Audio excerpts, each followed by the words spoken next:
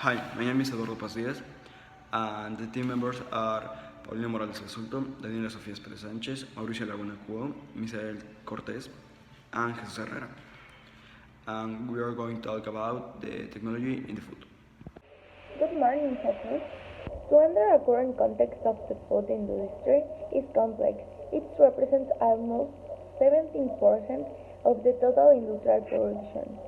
It provides 12% of the added value and employs 15% of the workforce of the secondary sector.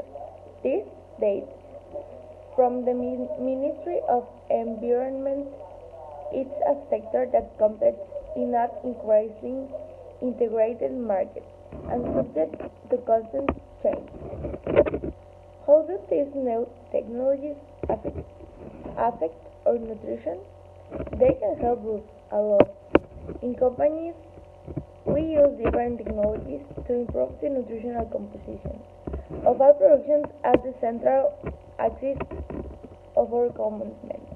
In this way, it is possible to reduce the salt, fat, and sugar in these elements.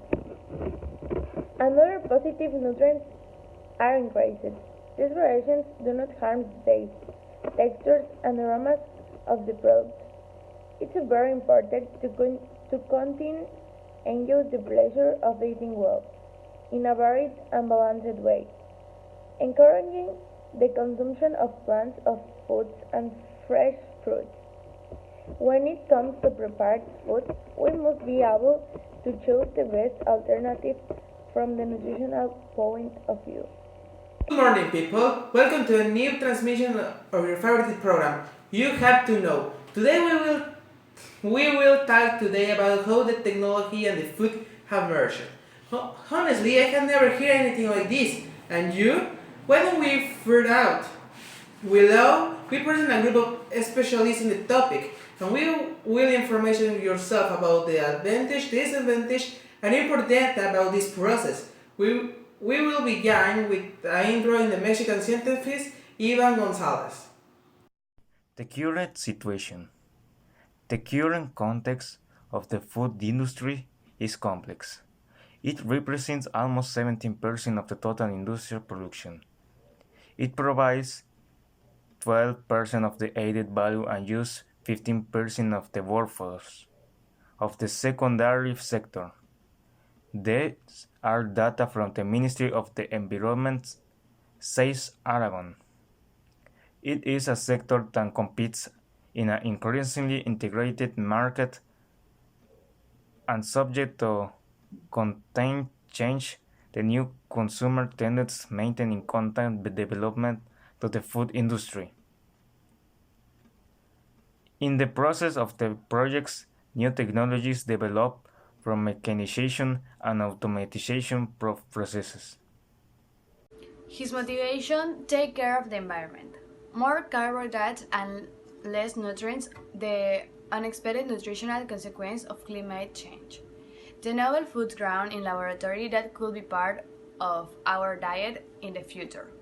Brown says the farm animals are like small factories and that companies who produce food use the technology most destructive on the planet. That technology, according to Brown, is more harmful than the one used in oil product, in transport systems, mining and wood industry. An example of the technologies is three-dimensional bioprinting. It uses a specific software to produce food through the computer, and is that thanks to the three-dimensional bioprinting you can produce personality food.